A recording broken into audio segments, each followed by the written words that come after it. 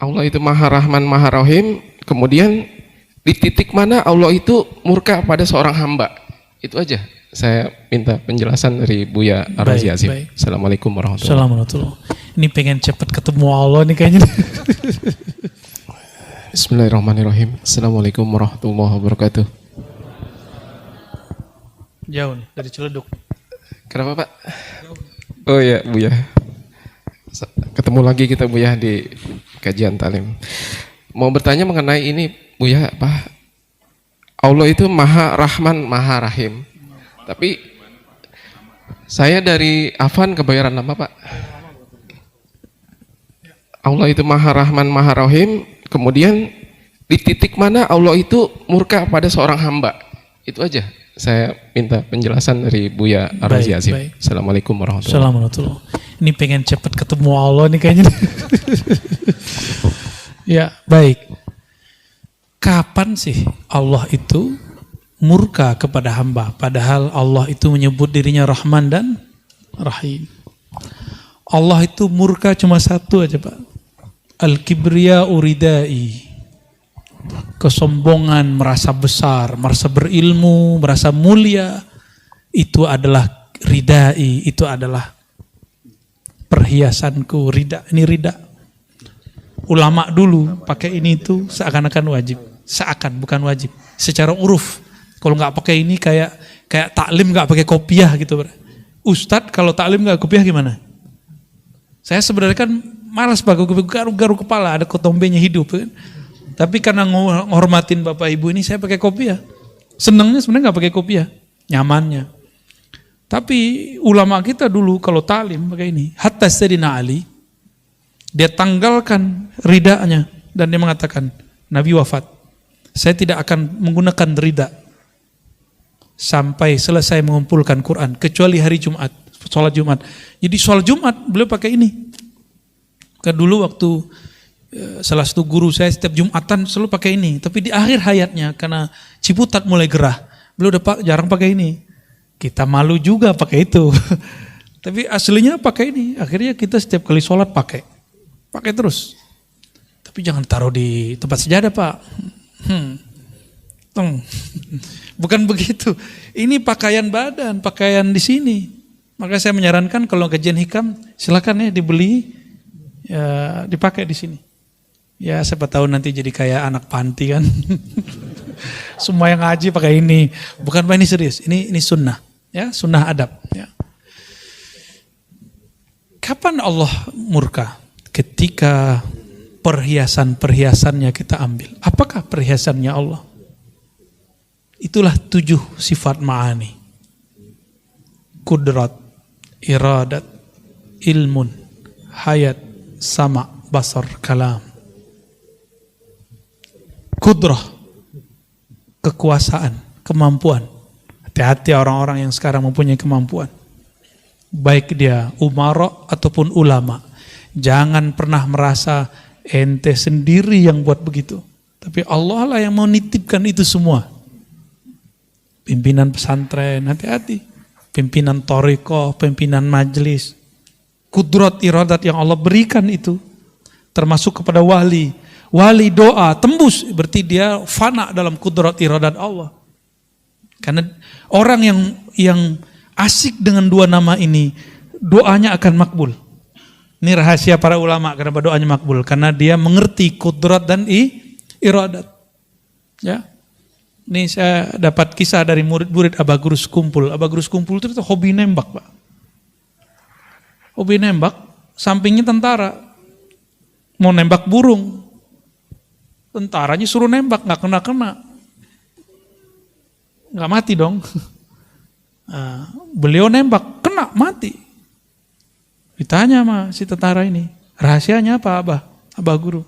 Jawaban beliau, ente lihat dulu dia, kapan dia lupa mengingat Allah. Kan bingung itu tuh. Kapan sih burung lupa mengingat Allah? Itu masyhur di kalangan murid-murid beliau tentang itu. Nah itu kasyafnya beliau tuh. Tahu dia kapan si burung lupa ingat Allah. Karena memang rumusnya binatang itu dia tidak dicabut nyawanya kecuali dia lupa mengingat Allah Subhanahu wa taala. Jadi kena nggak kena sebenarnya nunggu aja tuh udah lupa atau belum. Ya, kira-kira seperti itu. Nah, kudrat iradat saya, ilmu yang saya dapat, itu kan ilmunya Allah semua. Bapak nih sukses, ilmu apa aja loh Pak ya, bukan ilmu agama aja. Ilmu ngurus sesuatu, lawyer dengan ilmu pengacaranya, ilmu hukumnya, ya, hakim dengan ilmu kehakimannya, pemerintah dengan ilmu politiknya, semuanya. Ulama dengan ilmu keagamaannya sama aja. Nah, ini contoh saya merasa saya yang berilmu.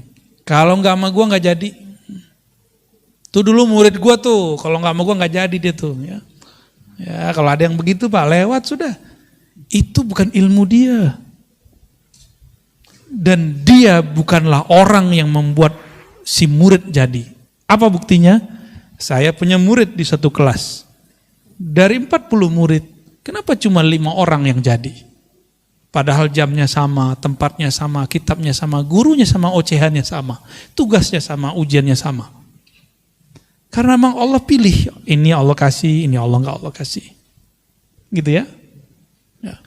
Maka caranya supaya tidak dimurkai Allah, jangan anggap yang 7 itu Allah pinjamkan kepada kita. Ya. Ilmu, hayat, hidup, sama, memandang, mendengar, kalam, berkalam. Semua itu pinjaman dari Allah. Inilah yang disebut amanah. Jadi apakah yang diamanahkan Allah? Inilah perhiasan-perhiasannya. Jangan pernah merasa ini milik kita. Siapa yang mengakuisisi milik Allah, maka Allah murka kepadanya.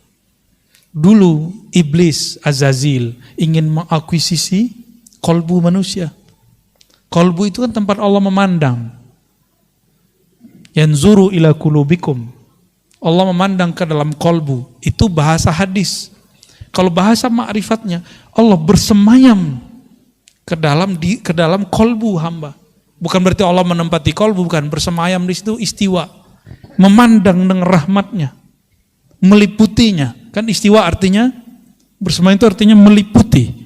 Dan kolbu itu lebih luas dari langit dan bumi. Maka disebutlah kolbu itu arsullah. Kolbu itu seperti aras pada langit bumi. Tapi kolbu bukan aras, ingat, kolbu bukan aras. Ketika syaitan, iblis mengatakan, ya Rabb, izinkan aku menguasai kolbu Bani Adam walaupun sesaat. Itu dia mau akuisisi kolbu manusia, enggak diizinkan. Inilah asbabul wurudnya. Kenapa kemudian iblis hanya diizinkan mengalir di semua darah. Inna syaitan yajri majrad dam. Tahu hadisnya? Sesungguhnya syaitan mengalir di setiap pembuluh darah, tapi tidak diizinkan masuk ke dalam kolbu. Dia cuma bisa ngirim pesan was-was. Makanya orang kalau was-was, jantungnya berdebar, nggak nyaman aja. Nah, kalau itu terjadi, baca ta'awuz, lalu syahadat. Nih, ingat-ingat, pertama ta'awuz, a'udzubillahi minasyaitonirrajim. Aku berlindung kepada Allah dari syaitan yang rajim, yang memberi was-was. Lalu syahadat, asyhadu an la ilaha illallah. Kalau hafal, baca surah Al-Hadid ayat 3 7 kali. Huwal awwalu wal akhiru wal zahiru wal batinu wa huwa bikulli syai'in alim. Dipahami maknanya. Dialah yang maha awal, semuanya bersumber darinya. Dialah yang akhir, semuanya abadi, semua yang dari Allah abadi. Selain Allah tidak ada yang abadi. Ya. Dialah yang zahir, dialah yang batin, dan dia maha mengetahui segala sesuatu. Hatta was-was ini Allah sudah tahu. Baru kita kemudian Fatihah, tawassul kepada Rasulullah SAW, lalu kita bersolawat. Insya Allah was-wasnya hilang. Di bawah zikir Pak, lalu zikir di kolbunya. Zikir apa yang antum tahu? La ilaha illallah, la ilaha illallah. Banyakin la ilaha illallahnya. Insya Allah dalam hitungan detik, was-was akan hilang. Perasaan gak nyamannya langsung gak hilang. Insya Allah ya.